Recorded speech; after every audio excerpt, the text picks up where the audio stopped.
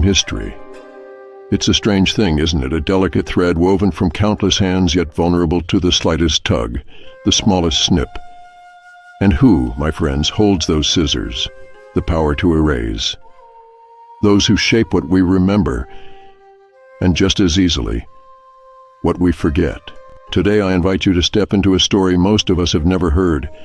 It's the story of a king, a ruler with vision, ambition, and perhaps a flaw or two, but above all, a man who dared to reshape his world. A man who frightened those around him so deeply that they tried to cut him from history as if he had never lived, as if his name had never graced the walls of his kingdom. His name? Even that has been scraped from time's pages.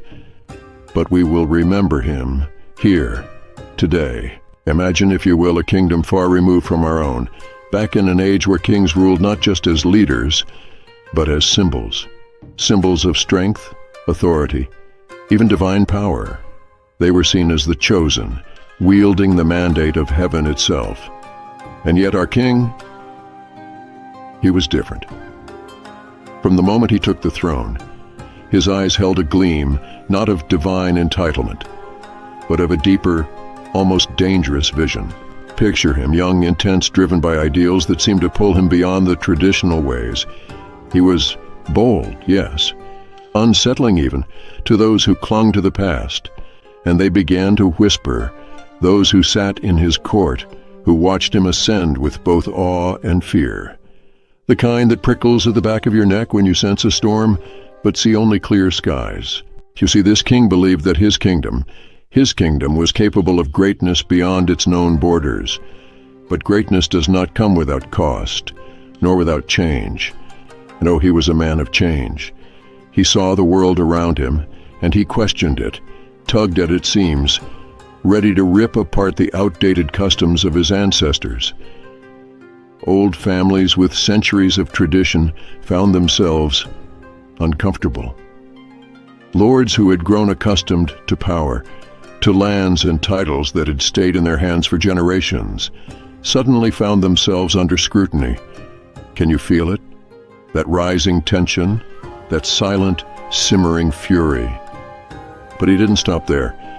No, he dreamed of more than simple reforms. He envisioned unity, power, a realm that would stand firm against any invader, any rival, any uprising.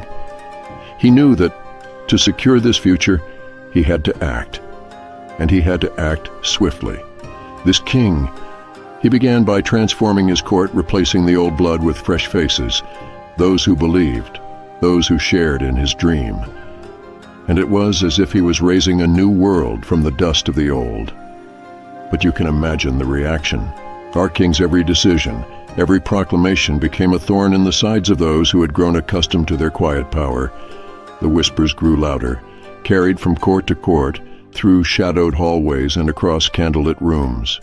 They called him a tyrant, a madman, said his ambitions were nothing short of blasphemy. Can you see them, huddled in the dark, fearing this force of nature they could not control? They knew what he wanted, what he was willing to sacrifice, and they knew, deep in their bones, that his rule would bring an end to their cherished order. But our king, he was relentless. His reforms were only the beginning. He reached out to lands beyond, forging alliances in places others had long dismissed as unworthy, dangerous. And in doing so, he sent a message to his enemies, both seen and unseen. He would not back down. He would carve his vision into history with steel and fire, if that's what it took. His court was no longer the quiet, obedient room it had once been. It became a storm, a vortex of ambition and rebellion, one that seemed to pulse with every heartbeat, with every decree he announced. His followers loved him, saw him as the bringer of a new age. But his enemies grew restless, clutching to the past like a child clutches to the last light of a fading candle. And yet the more he pushed, the more the ground shifted beneath him. His reforms sparked resistance, small at first, a noble here, a muttered curse there. But resistance has a way of growing, of feeding on itself. Soon, it was not just murmurs, but voices, louder and louder, until they became a clamor, an uproar. His enemies were forming a wall around him, one he could not see, but one he surely sensed. They were biding their time, each of them preparing to strike in their own way, waiting for the moment when they could finally tear him down, for they knew, to truly erase a king, you must wait until he stands alone. And so the stage was set. Our king standing at the peak of his vision, a dream he was molding with his bare hands, his followers unwavering, his court simmering with the energy of transformation, and yet the shadows around him growing darker, thicker, closing in like the silent night. This is the moment where memory begins to splinter, where history becomes fragile, because in this place, in this final stand of one man's legacy, his enemies saw their chance to act, to strike. And when they moved, they did so not with the force of rebellion, but with the precision of silence, the chilling certainty that only those who wield erasure possess. They didn't just seek to destroy him, number. They sought to bury his very existence, to turn his vision to dust, to wipe him from memory, as if he had been a fleeting shadow. And so his story fades, and yet even the faintest shadow can leave an impression, a lingering trace. But why, you may ask? Why such hatred, such fear, that they would stop at nothing to bury him? That, my friends, is the question we must ask ourselves as we continue. What can inspire such dread, such determination to silence a legacy? What kind of king deserves to be erased? But here's where the tale takes its darkest turn, when the shadows finally came for our king, his power, his vision, his very name, threatened to be torn from the world he had sought to transform. Those who had once feared him, those who had grown silent under his reign, now gathered in whispers, each shadow conspiring with the next. And one night, like a storm breaking across a restless sea, they acted. It began with murmurs, slipping like poison into the minds of those still loyal to him, casting doubts, feeding fears. Allies turned wary, their trust eroded by rumors spread with the care of a master's hand. His closest advisors, his most steadfast supporters, they began to question, just as his enemies intended. They came for him not with swords and fire, but with something far sharper: silence, silent betrayals, silent shifts of loyalty, silent footsteps creeping ever closer. They stripped him, piece by piece, until he stood as he had once dreamed, alone in his vision. But this was not the solitude of a ruler. No, it was the isolation of a man whom history itself was beginning to forsake. And as they moved, his name began to vanish. Scribes once devoted to documenting his deeds were paid to erase them instead. Documents were destroyed, statues defaced. His image scratched away from history itself, leaving nothing but a void, a shadow, where a king had once stood. They took to his records with such vigor, such determination, as if by erasing his existence they could erase the memory of the changes he dared to make.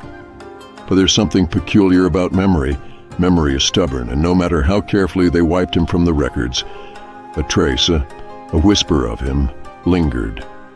A tale told in secret, a forgotten document, a ghostly mention in a forgotten scroll. And so, even as they burned his memory, they left behind embers. And those embers, they began to glow ever so faintly as whispers of his rule survived the ages.